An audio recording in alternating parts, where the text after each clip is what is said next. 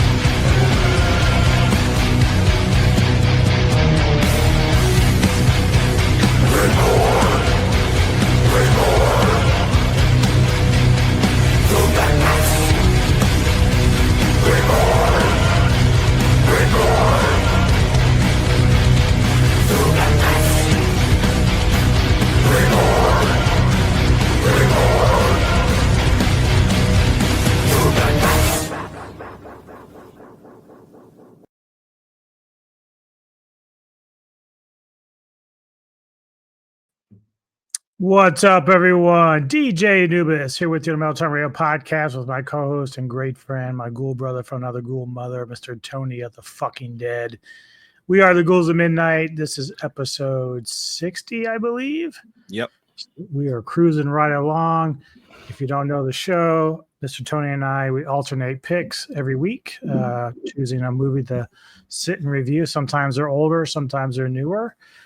This time I picked 1980s Beyond Evil, starring John Saxon, Lynda George, Michael Dante, Janice Linde, and David Opashu. I probably pronounced that wrong, but did my best.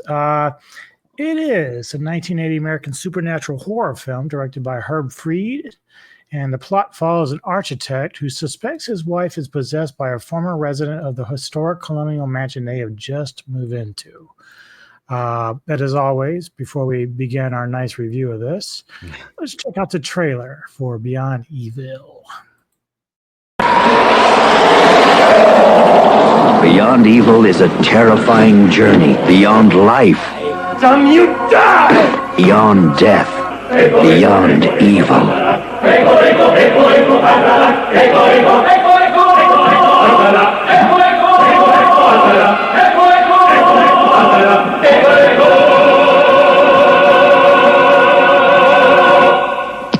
You need that house like a hole in the head.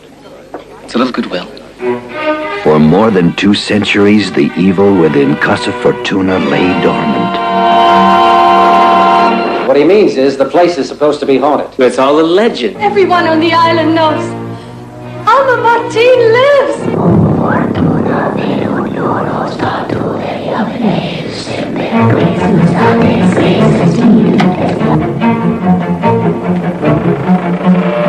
It's changing, don't you realize? What strange force possessed the husband, John Saxon? I can't fight anymore. The wife, Lynda George. I want my wife back. I don't care what it takes. The lover, Michael Dante. Leave that place now, before it's too late. As long as your wife remains within her reach, she's in danger of contamination, possession.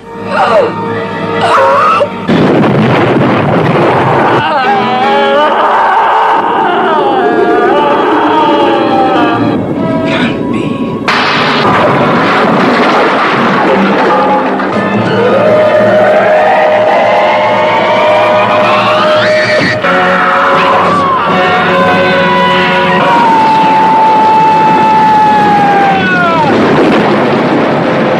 Beyond Evil will scare the hell out of you. Ooh, evil. It scared the hell out of me. The evil. The evil out of me. Ew. So I think I'd saw parts of this before, just after I started watching. But have you seen this one before? I thought No. I did, but I didn't. Now, obviously, good news is John Saxon's in it, and he's always a blast. I Right. love him as an actor. I miss him.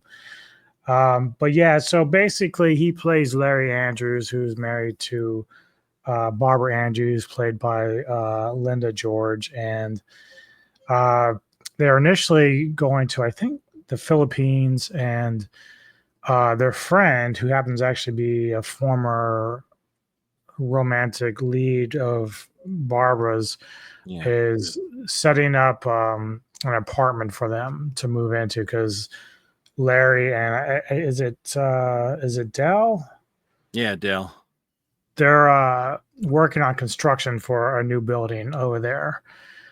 So they're business partners basically, and so they're moving over. But then Dell surprises them with a house that he bought for them. He's like, "Got you this house, really good deal."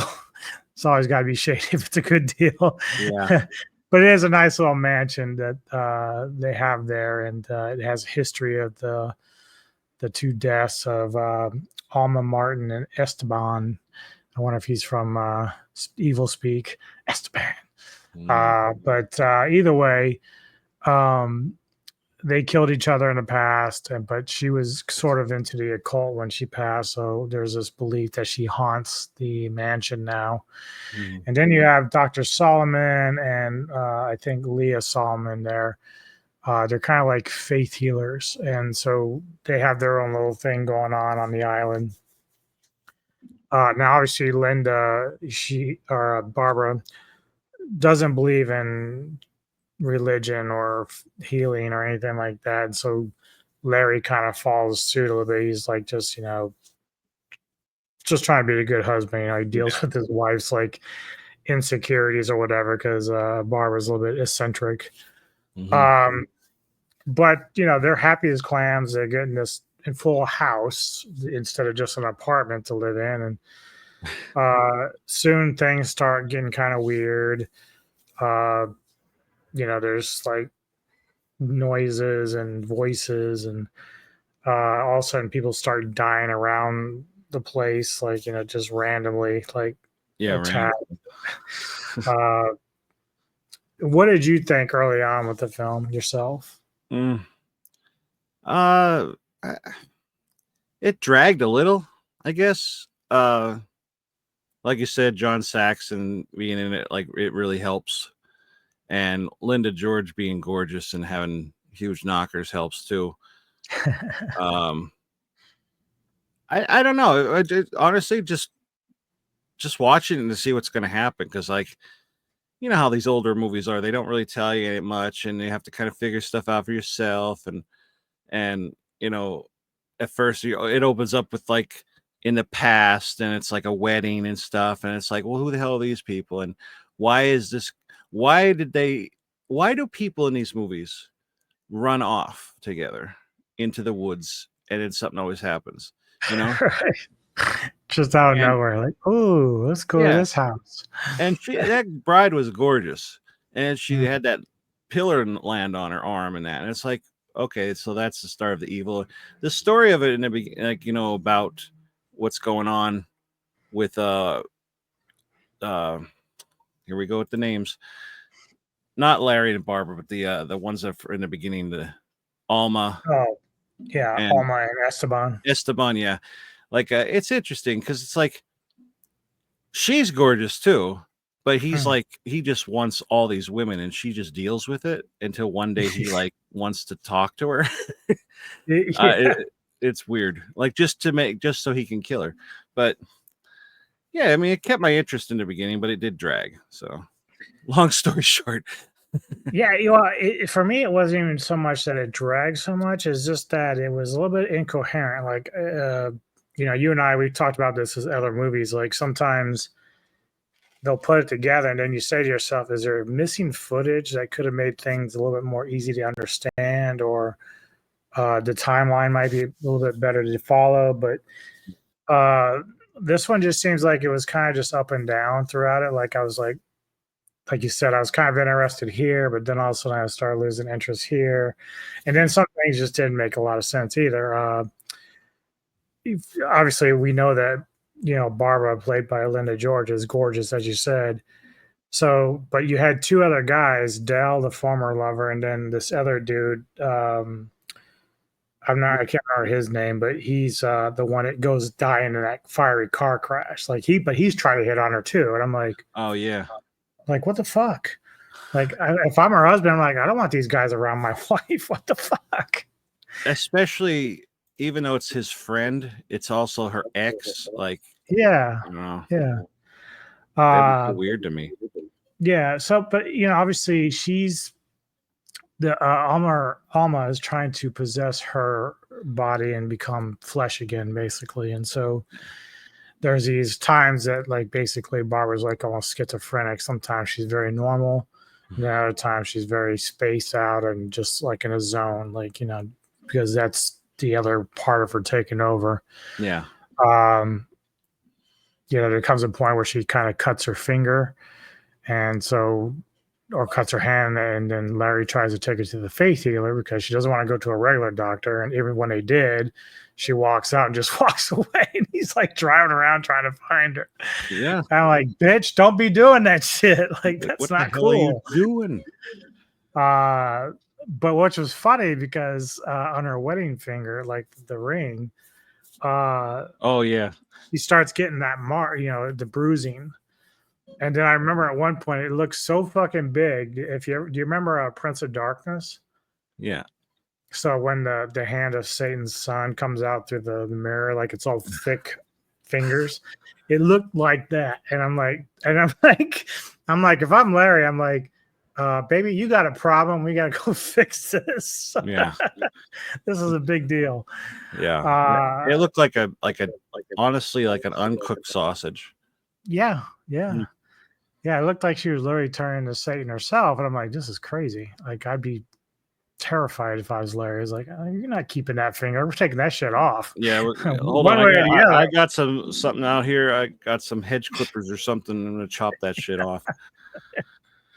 Oh my god. But yeah, so obviously after the one dude who ends up trying to hit on her, you know, he's driving away and he ends up going in flames and going over a cliff, which again, this is the other thing that gets me.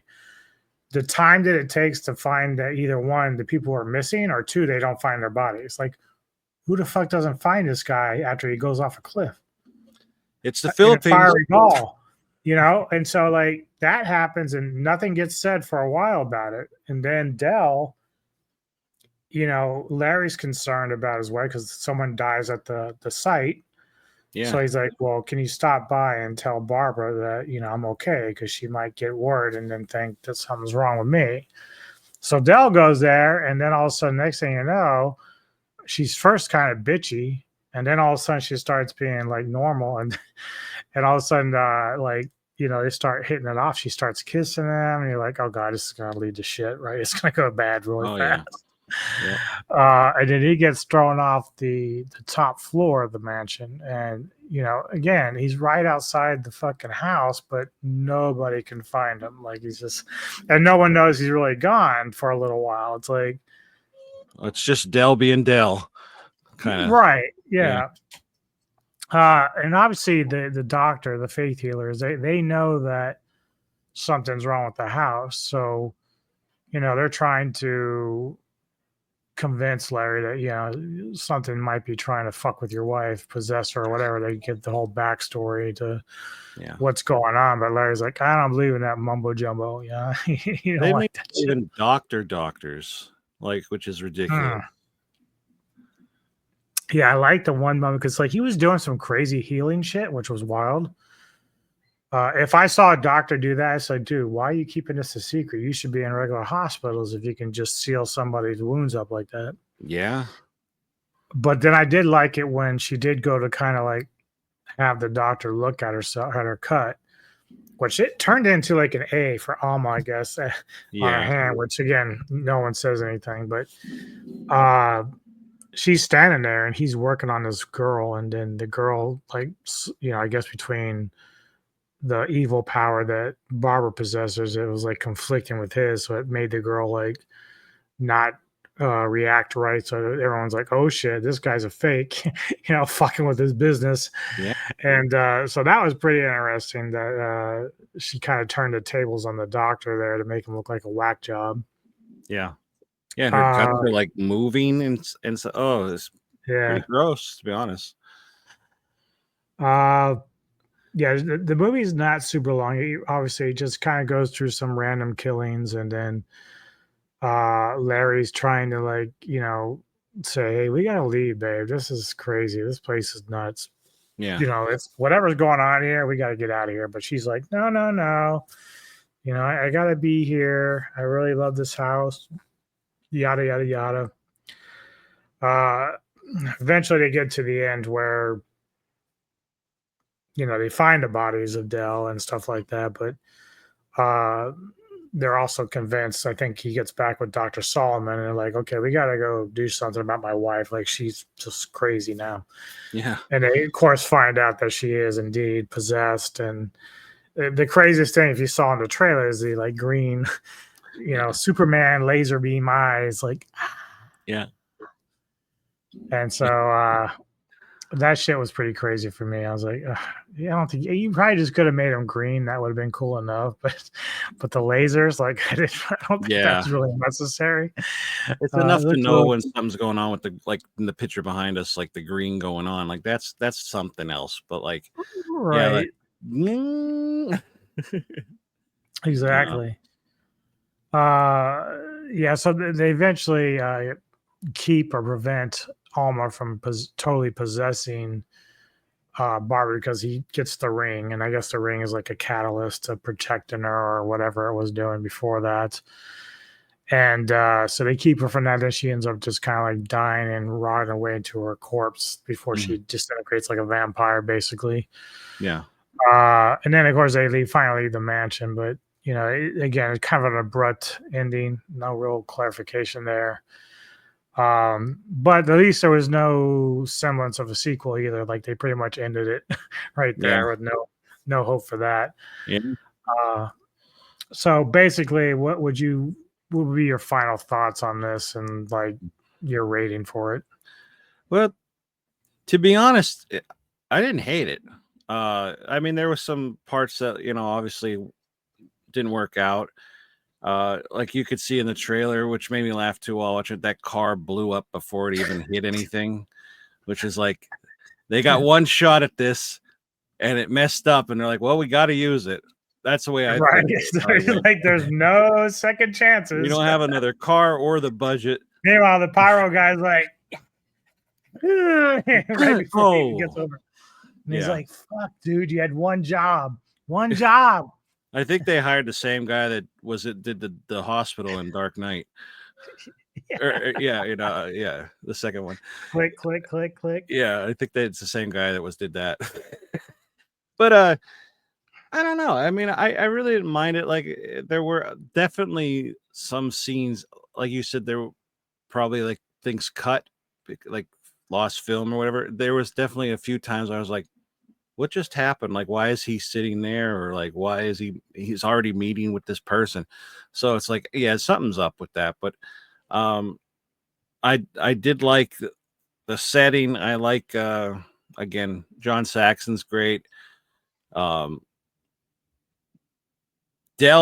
I like Dell. I like how they were like talking shit about him, and then he like he said he had an apartment and it was furnished and it was ready to go.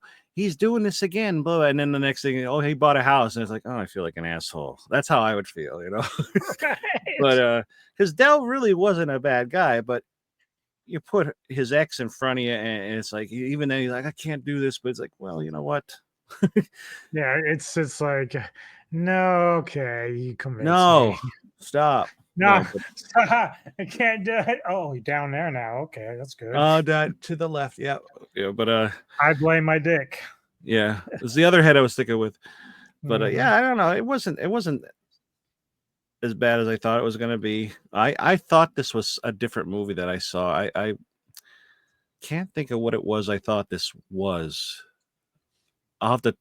I don't want to turn around and look at my movies. It's definitely up there. It's a Vinegar Syndrome release, but yeah, it was okay. It had its problems, but all in all, I didn't really mind it, to be honest. It kept my interest.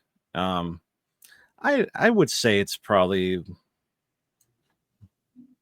6.57. It's in between there, I think.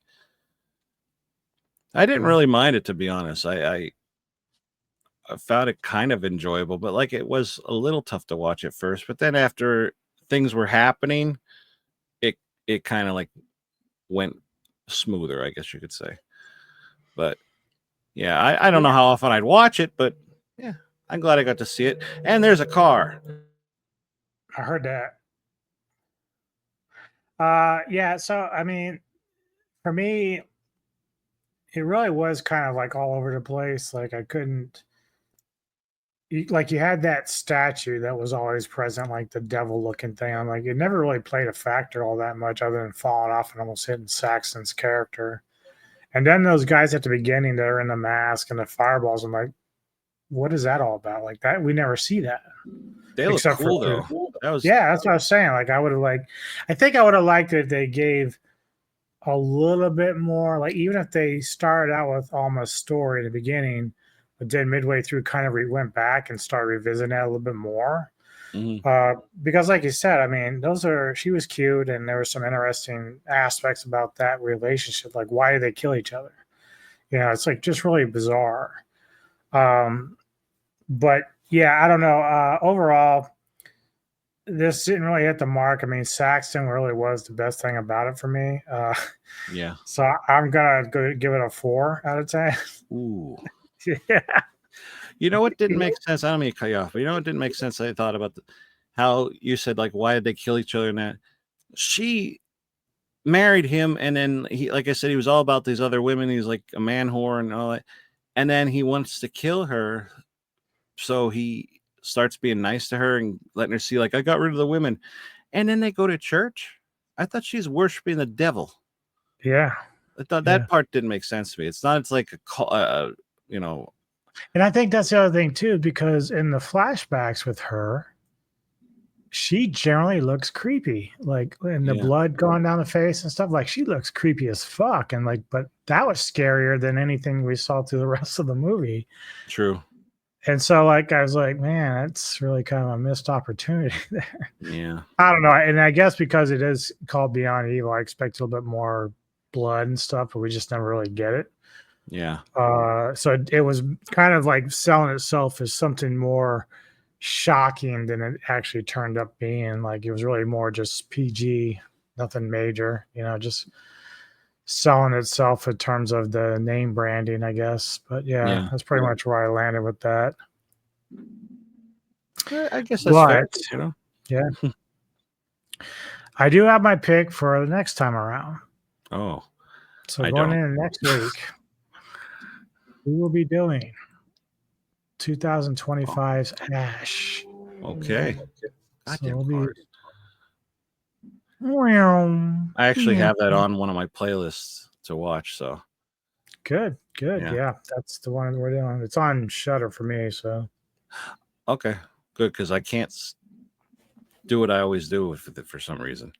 Yeah, but yeah, so that's what we're gonna be watching. Cool. Now, obviously, we're gonna be getting to your selection soon. Yeah. But do you have anything else coming up, or is it just pretty much Ghouls for you? Just Ghouls. Yeah. As for me, I actually have a movie that Samurai wants me to review called Soul Reaper. So I'm going to do that later tonight, I think. Watch it and then maybe review it tomorrow. And then Saturday, I'm getting with Jedi Grenville on his channel to review the movie Life Force. Okay. And that's going to be a lot of fun. And then later in the evening, Olvin and I are actually taking a break from Silver Screen a little bit, and we're going to do an interview with Bobby Knipp Jr. Oh, talk about Grandma and, of course, his upcoming project movie he's working on. So that's going to be a lot of fun to do that too. So I got to do a lot of preparing for that. Yeah, because I do have a hold of Grandma, so I want to check that out and see what that's all about. Cool. But yeah, that's where we're at. And for the rest of you, hit and like and subscribe. Let us know your feelings on Beyond Evil 1980. And tell us if we're right or wrong, or are we too low or are we too high? Let me know. Yeah.